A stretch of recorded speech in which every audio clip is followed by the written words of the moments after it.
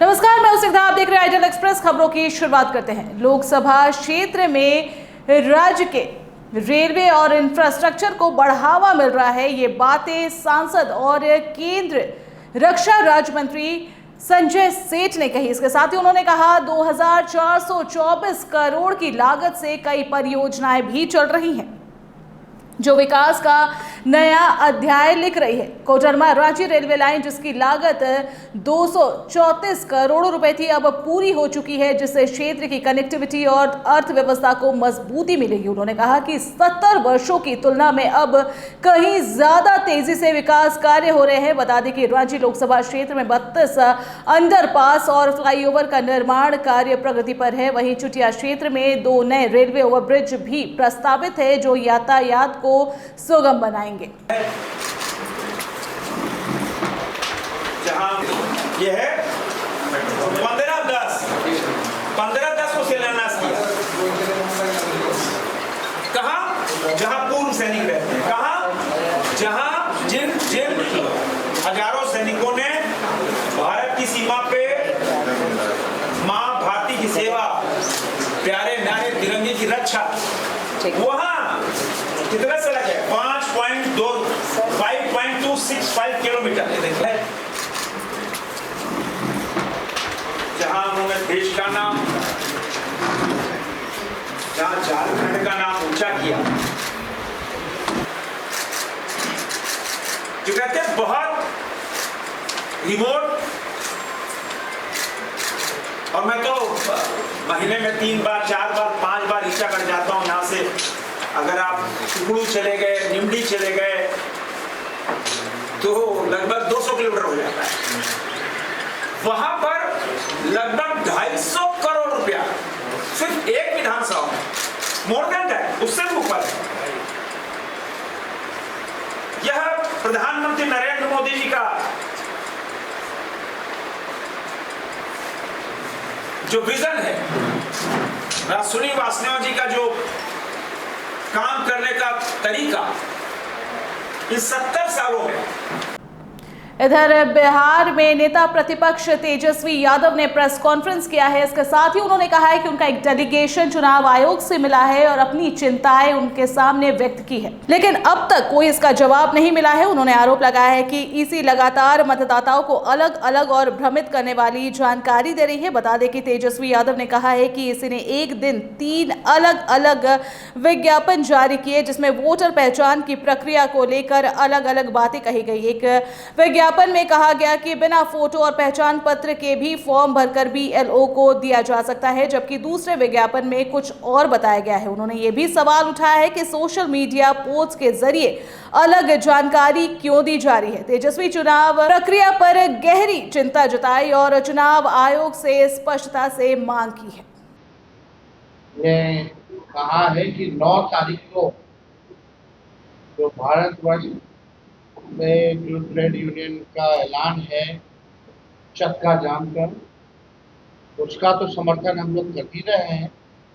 साथ में जो बिहार के गरीब मतदाताओं के साथ भी नाइंसाफी हो रही है, वोटर लिस्ट से नाम काटने की तैयारी हो रही है, उन गरीब मतदाताओं की रक्षा के लिए हम सब लोग, राहुल गांधी जी भी आ रहे हैं, सब लोग मिलकर के पटना में हम लोग चक्का जाम करने का काम करेंगे। और ये पूरा कार्यक्रम केवल पटना में तो हम लोग उपस्थित रहेंगे, लेकिन पूरे बिहार में हमारे ट्रेड यूनियन के जितने लोग हैं और हमारी महागठबंधन इंडिया अलायंस के, हमारी दूसरी पार्टी के लोग हैं, सभी लोग जो है चक्का जाम करेंगे।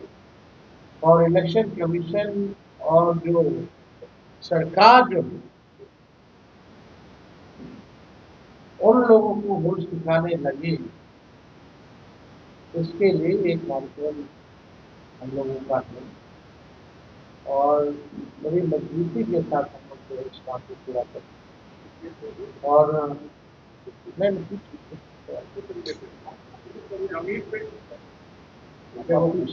हो गया, बात हुई है। 9 तारीख को हम लोग करेंगे। राहुल जी भी आ ही रहे, राहुल जाएंगे तो बड़ी मजबूती हम लोगों को मिली। सब कर इधर पटना में बाबू जगजीवन राम के पुण्यतिथि के अवसर पर कांग्रेस के प्रदेश अध्यक्ष का जोरदार स्वागत किया गया।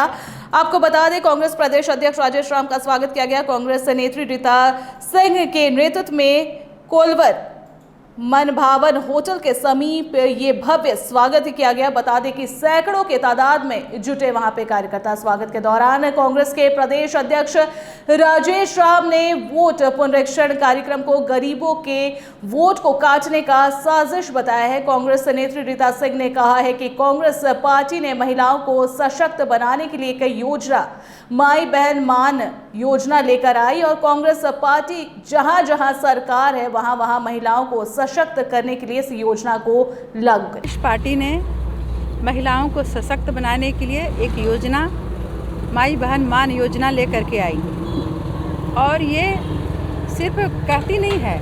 कांग्रेस पार्टी ने जहाँ जहाँ हमारी सरकार है तो महिलाओं को ये दिया है, महिलाओं को सशक्त किया है। आज आप बोल रहे हैं कि नीतीश जी ने 1100 दिया, तो नीतीश जी की सरकार कब बनी, कब से है वो? 11 वर्ष हो गया? नहीं, 15 तीसरे टर्म है ये। तो उतना दिन से क्या कर रहे थे? उनके महिलाओं की याद तब आई जब चुनाव में अब 2 महीने 3 महीने बचे रह गए हैं, तब उनको याद आई कि नहीं, हमको महिलाओं को 400 से 1100 बढ़ाना है। तो ये तो कांग्रेस पार्टी की दबाव थी, महागठबंधन की ये का दबाव था कि नहीं, महागठबंधन के लोग 25-2500 रुपया जहाँ जहाँ इनकी सरकार है वहाँ दे रहे हैं और निश्चित तौर पर बिहार में भी महागठबंधन की सरकार बनेगी तो हम महिलाओं को, ज़रूरतमंद हर महिलाओं को 2500 रुपया देंगे। है पूरे बिहार और देश में, और उसमें आपको 9 तारीख को राहुल गांधी जी आ रहे हैं और उसमें महागठबंधन के तमाम साथी लोग मिल कर के हम लोग इनकम टैक्स से ले कर के आपको आर ब्लॉक होते हुए, शहीद स्मारक होते हुए हम लोग जो है इलेक्शन कमीशन के कार्यालय में जाएंगे। वहाँ हम लोग पुनः इन जनता के आवाज़ को हम लोग जो है कोशिश करेंगे कि तक। लेकिन देखिए, जिस तरह से अभी इलेक्शन कमीशन ERO के थ्रू जो दिया है, उनकी इतनी असीमित अधिकार दिया है कि ये गरीब के मन होगा तो चढ़ाएगा, नहीं गरीब होगा तो छोड़ देगा। इसलिए हम लोग इसको प्रोटेस्ट कर रहे हैं, लोगों को जगाने का भी काम कर रहे हैं। इन लोग से भी आग्रह करते हैं कि आप लोग अपना वोटर की सुरक्षा आप करिए, वोटर के जो है आप लोग अपना वोट का भी देखिए कि हम कैसे वोट देने लायक रहेंगे। राष्ट्रीय महिला आयोग के सदस्य ममता कुमारी आज रांची पहुंची है। आपको बता दें, उन्होंने अपने दौरे के दौरान सबसे पहले बिरसा मुंडा केंद्रीय कारागार में बंद महिला बंदियों से मुलाकात की, उनकी समस्याओं को सुना और उनकी स्थिति का जायजा लिया। इसके बाद वो रिम्स पहुंची। उन्होंने बताया कि रिम्स निदेशक ने स्पष्ट रूप से कहा है कि राज्य सरकार की ओर से ये जानकारी नहीं दी गई थी कि राष्ट्रीय महिला आयोग की कोई सदस्य दौरे पर आई है। ममता कुमारी ने इसे दुर्भाग्यपूर्ण बताया है, राज्य सरकार की गंभीरता पर सवाल खड़े किए हैं और झारखंड सरकार पर जमकर निशाना साधा। पुरुष के सामने रखना पड़ा।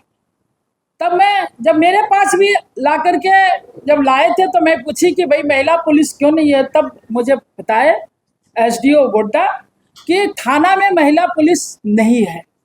इससे बड़ा दुर्भाग्य इस राज्य के लिए कुछ नहीं हो सकता कि हमारी महिलाओं के लिए राज्य महिला आयोग नहीं है। मैं निरंतर, जब से मैं राष्ट्रीय महिला आयोग की मेंबर बनी तब से मैं निरंतर पत्राचार के माध्यम से ये जानने की कोशिश की कि आखिर आयोग का गठन क्यों नहीं हो रहा है, महिलाओं की सुरक्षा के लिए क्या व्यवस्था है। आप आयोग का गठन करें या ना करें, लेकिन आप महिलाओं की सुरक्षा की क्या व्यवस्था की है। रोज दिन घटना, आप 3 दिन पहले देखे होंगे गोड्डा में कस्तूरबा विद्यालय में फूड पॉइजन की व्यवस्था हुई। और सरकार की व्यवस्था मैं बोलूँगी, क्योंकि उनके रख रखाव में संचालित विद्यालय में हमारी बच्चियों को तड़पना पड़ा है। कितने की बहुत दुर्दशा स्थिति है, जो आज भी मैं उसके लिए काफ़ी चिंतित हूँ। और राष्ट्रीय महिला आयोग ये चाहती है कि हमारी महिलाओं को सुरक्षा, उनकी प्रतिष्ठा का ख्याल, उनकी एक एक पढ़ाई से लेकर के ऊंचाई तक पहुंचाने की सारी व्यवस्था, आंगन से लेकर के उनके विद्यालय तक पहुंचने में जो बाधाएं आ रही है उसको सरकार देखे। लेकिन सरकार इस पर चुप है। मैं कई बार पत्राचार की और मेरे पत्रों का जवाब नहीं मिला, तब मैं आपके माध्यम से ये कहना चाहती हूँ कि आखिर सरकार महिलाओं के लिए क्या व्यवस्था सुनिश्चित की है, वो उनको बताना है। भारतीय जनता पार्टी ने एक बार फिर से राज्य सरकार पर कई गंभीर आरोप लगाए हैं। आपको बता दें कि एक बार फिर से बीजेपी हमलावर नजर आई है। पार्टी के प्रदेश प्रवक्ता और मीडिया प्रभारी अजय शाह ने कहा कि झारखंड सरकार में टेंडर घोटाला अपने चरम पर है। उन्होंने आरोप लगाया है कि कई मामलों में एक ही कंपनी को बार बार टेंडर दिया गया है, जो सीधे तौर पर भ्रष्टाचार की ओर इशारा करता है। अभिनंदन है मंच पर उपस्थित पार्टी के तेज तर्रार विभाग प्रवक्ता श्रीमान अजय शाह जी मंच पर उपस्थित है। मैं उनका इस मंच पर स्वागत अभिनंदन जोहार करता हूं और बिना विलंब के मैं उनसे आग्रह करता हूं कि आज की इस प्रेस वार्ता में अपनी बातों को रखेंगे। नमस्कार, प्रणाम, जोहार। जैसा कि हम सभी जानते हैं कि हेमंत सोरेन सरकार के मंत्री हो, प्रवक्ता हो, नेता हो, विधायक हो, हर व्यक्ति के मन में या फिर बार बार जनता के सामने एक ही बात रखते हैं कि हमें पैसा नहीं मिलता, केंद्र सरकार ने हमें पैसे नहीं दिए। लेकिन सच्चाई ये होती है कि केंद्र सरकार की जितनी भी योजनाएं हैं, हर योजना में यहाँ पर कोई ना कोई करप्शन, कोई ना कोई भ्रष्टाचार होता है। जैसे कि और राज्यों में या फिर केंद्र सरकार गवर्नेंस को लेकर के नए नए इनोवेशन करती है, नए नए एक्सपेरिमेंट करती है। मिड डे मील का एग्जाम्पल है, प्रधानमंत्री मोदी जी द्वारा शुरू किया गया आधार लिंक डायरेक्ट कैश ट्रांसफर का एग्जाम्पल है। लेकिन ऐसा लगता है जैसे कि झारखंड में, हमारे स्टेट में करप्शन को लेकर के नया नया इनोवेशन हो रहा है। इधर बता दें, पटना हाईकोर्ट का बड़ा फैसला आया है। अनुबंध पर बहाल कनीय अभियंता को लेकर ये फैसला लिया गया है।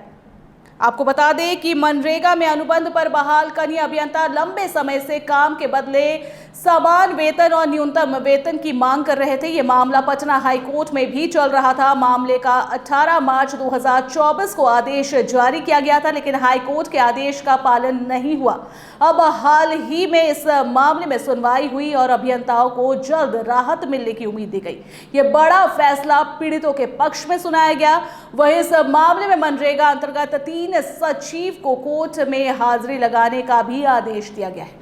इसको लेकर के उन्होंने सख्त निर्देश दिया कि 2 सप्ताह के अंदर यदि आदेश का अनुपालन नहीं किया जाता है और वेतन का पुनरीक्षण अनुबंध कर्मी जो मनरेगा के अंतर्गत जो भी कार्यरत हैं, खास करके कनीय अभियंता का याचिका है, अगर उन लोगों के द्वारा अगर 2 सप्ताह के अंदर आदेश का अनुपालन नहीं किया जाता है, वैसी स्थिति में बिहार सरकार के मुख्य सचिव, ग्रामीण विकास विभाग, सामान्य प्रशासन विभाग और वित्त विभाग के जो प्रधान सचिव हैं और BRDS के जो सचिव हैं, जो इन लोग के, वे सब लोग सशरीर ऑनरेबल बेंच के सामने उपस्थित रहेंगे। ऑनरेबल बेंच इस पे बहुत अपना सख्त खंडपीठ में ये honourable mister justice doctor Anshuman के खंडपीठ में ये मामला है। और इस तरह का आदेश बहुत सालों बाद मनरेगा में कार्यरत जितने भी अनुबंध कर्मी हैं, उन सब लोगों के लिए इस तरह का आदेश बहुत सालों बाद आया है, जो सब लोगों के बीच में एक उम्मीद है कि सरकार भी इस पे माननीय उच्च न्यायालय के आदेश का अनुपालन करते हुए कोई अच्छा निर्णय लेगी। और इन लोग सबसे बड़ी अभी तक के लड़ाई में सबसे बड़ी उपलब्धि है, जिसमें ऑनरेबल कोर्ट के द्वारा इस तरह का संज्ञान लिया गया और इन लोगों के वेतन पुनरीक्षण से संबंधित इस तरह का पहली बार कोई आदेश पारित हुआ, जिसके अवमाननावाद में भी ऑनरेबल बेंच बहुत सख्त है। 2018 से ये मुकदमा चल रहा था और 2023 में एक कमेटी भी इसके लिए ऑनरेबल बेंच के ऑब्जर्वेशन पे कमेटी भी बनी थी। कमेटी को भी इस पे निर्णय देना था। मैं करणदीप कुमार, एडवोकेट, पटना हाईकोर्ट, इस याचिका के वकील रहे हैं। अवमाननावाद में भी मेरे ही द्वारा दाखिल किया गया है। वहीं बिहार के डीजीपी विनय कुमार ने गोपाल खेमका हत्याकांड में पुलिस और एसटीएफ की टीम पर सवाल खड़े किए हैं। उन्होंने कहा कि मैंने कल एसटीएफ में जाकर के अनुसंधान किया। इस मामले में काफी सारी प्रगति हुई है, लेकिन ये साझा नहीं किया जा सकता है। उम्मीद कर रहे हैं कि बहुत जल्द इस हत्याकांड का उद्भेदन होगा। आइए सुनते हैं उन्होंने क्या कुछ कहा है। लेकर के मेडिवर्सल अस्पताल गया तो वहाँ पहुँचते ही थोड़ी देर में कंकड़बाग थाना अध्यक्ष पहुँचे हैं और उसके बाद अन्य पदाधिकारी सिटी एसपी भी वहाँ पर मेडिवर्सल अस्पताल में पहुँचे हैं। तो सूचना मिलने के बाद विलम्ब नहीं हुआ है, लेकिन सूचना जो है वो थोड़ी विलम्ब से, चूँकि उस समय जो भी उनके साथ थे उनकी भी प्राथमिकता रही होगी कि उनका जान बचाया जाए, तुरंत अस्पताल भेजा जाए, इसलिए उस ओर से हमारे डायल 112 पे या थाना में सूचना नहीं आ पाई थी कुछ देर तक, करीब 40-45 मिनट तक।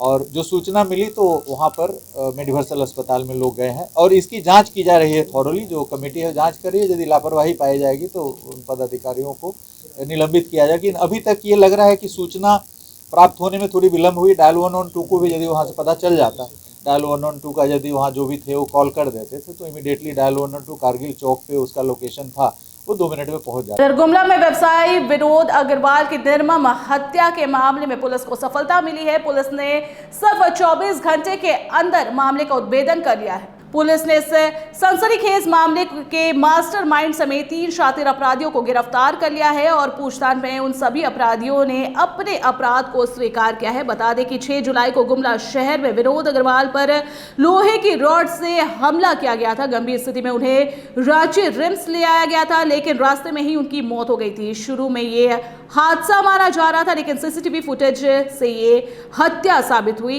मुजफ्फरपुर के प्रसिद्ध पर्यावरणविद सुरेश गुप्ता ने शाही लीची को लेकर 36 दिवसीय अभियान चलाया है। आपको बता दें, उन्होंने पिछले 2 दशकों में शाही लीची के 70% पेड़ कट गए, जिससे ये विरासत अब समाप्ति की कगार पर है। इसे लेकर सुरेश गुप्ता ने 36 दिन का अभियान मुजफ्फरपुर में चलाया। बता दें कि इस अभियान में उन्होंने लोगों को बुके की जगह लीची से बने बुके और उपहार देने की अपील की है। उनका उद्देश्य सामाजिक जागरूकता बढ़ाकर शाही लीची को फिर से पुनर्जीवित करना है। उन्होंने न्यायाधीशों, अधिकारियों, नेताओं और कलाकारों को भी लीची का बुके देकर सम्मानित किया। यह अभियान आने वाले समय में भी जारी रहेगा। जून को इस कार्यक्रम की शुरुआत की थी। लीची का बुके देते हुए मैं हर लोगों को कहता हूँ, मीठा मुस्कुराइए, आप लीची पूरन में है, जिससे कि एक पॉजिटिव वाइब सोसाइटी में, एक समाज में मुस्कुराता हुआ चेहरा नजर आता है लोगों का। और साथ में लीची का ऑक्सीजन खत्म हो गया है, तो अब मैं लीची से बने उत्पाद बनाने के लिए लोगों को प्रेरित कर रहा हूँ, उद्योग लगाने के लिए कि और लीची के उत्पाद जैसे लीची का जूस जो लीची उद्यान के लिए बना रहा है, लीची की टॉफी भी अब मुजफ्फरपुर में बनने लगी है, लीची की खुशबू वाली अगरबत्ती भी बनने लगी है। इन चीजों से मैं लोगों को बता रहा हूँ, प्रेरित कर रहा हूँ कि आप भी बनाइए, आप भी इसका इस्तेमाल कीजिए और इसकी खुशबू विश्व में पहुंचाइए।